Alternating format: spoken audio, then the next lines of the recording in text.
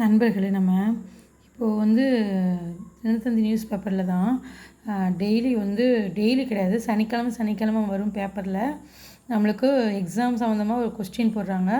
18-19 question நண்பர்களே, அது கொஞ்சம் யூஸ்ஃபுல்லாக இருக்கனால உங்களுக்கு நான் எடுத்து போடுறேன் பாருங்கள். SIRன் விரிவாக்கம் என்னென்னு கேட்குறாங்க. Special intensive revision. ஓகேங்களா? இது வந்து அந்த மக்கள் தொகை கணக்கெடுப்பு பண்ணாங்க இல்லையா, அந்த இது சம்மந்தமானது.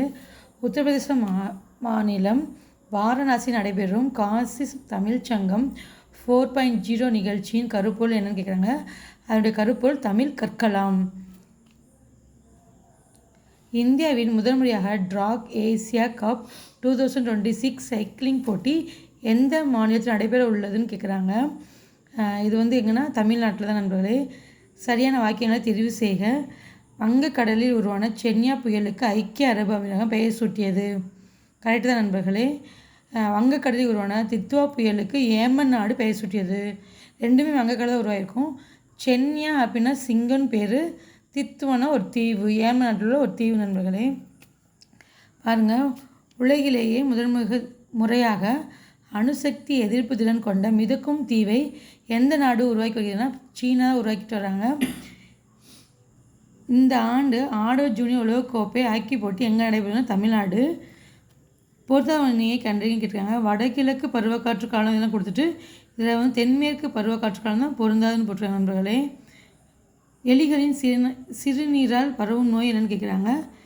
லிப்டோஸ்பைரோசிஸ். மத்திய மறைமுக வரிகள் மற்றும் சுங்க வாரியத்தின் தலைவராக நியமிக்கப்பட்டவர் யாருன்னா விவேக் சதுர்வேதி. இந்தியாவில் மிக நீளமான கான்டிலிவர் கண்ணாடி நடைபாலம் எங்கு அமைக்கப்பட்டுள்ளதுன்னா ஆந்திரா. சரியான வகையை தேர்வு செய்க. பிரதமர் அலுவலகத்தின் பெயர் சேவா தீர்த் என மாற்றப்பட்டுள்ளது. இந்தியாவின் கவர்னர் மாளிகை மக்கள் மாளிகை என மாற்றப்பட்டுள்ளது.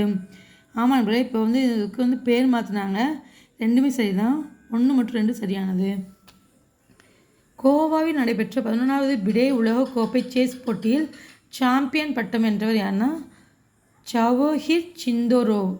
நம்ம நாட்டின் தற்போதைய ரெப்போ வட்டி விகிதம் எவ்வளோன்னா 5.25%. பொருந்தாத இணையை கண்டறியன்னு சொல்லியிருக்காங்க. நாட்டு சக்கரை கவுந்தம்பாடி, எலுமிச்சை வந்து புளியங்குடி. சம்பா வத்தல் அப்படின்னா விருதுநகர், சின்ன வெங்காயம்னா செட்டிக்குளம், பத்தமடைனா பாய் தான் ஃபேமஸ் நண்பர்களே. சையது முஸ்டாக் அலி டிராஃபி எந்த விளையாட்டுடன் தொடர்புடையதுன்னா கிரிக்கெட். உலக எய்ட்ஸ் தினம் டிசம்பர் 1 அன்று அனுசரிக்கப்படுகிறது. எய்ட்ஸ் நோயை கண்டறிய எலிசா சோதனை மற்றும் வெஸ்டர்ன் பிளாட் சோதனை பயன்படுத்தப்படுகிறது. ரெண்டுமே சரியான கூற்று நண்பர்களே. பாருங்கள், மருந்துகள் நோய்கள் தான் கொடுத்துருக்காங்க. R21 MATRIX. ஓகேங்களா? மலேரியாவுக்குரியது மருந்து. TAK 003னா டெங்கு, NEXCR90னா காசநோய், MTP-BSC அப்படின்னா புற்றுநோய்க்குரியது. சாரி நண்பர்களே, NEXCR90 தான் புற்றுநோய், MTP-BSCனா காசநோய். பார்த்துக்கோங்க. 2030ஆம் ஆண்டுக்கான காமன்வெல்த் விளையாட்டுப் போட்டி எங்கே நடைபெற உள்ளதுன்னா இந்தியா. காமன்வெல்த் போட்டி வந்து எங்கே நடைபெறும் இந்தியா. 18 வயது நிறைவடைந்த இளைஞர்களுக்கு தன்னார்வ இராணுவ சேவை திட்டத்தை சமீபத்தில் தொடங்கிய நாடு எதுனா ஜெர்மனி. 18 வயது நிறைவடைந்த இளைஞர்களுக்கு தன்னார்வ இராணுவ சேவை திட்டம் வந்து ஜெர்மனி தொடங்கிய நண்பர்களே. லைக் பண்ணி சப்ஸ்கிரைப் பண்ணுங்கள்.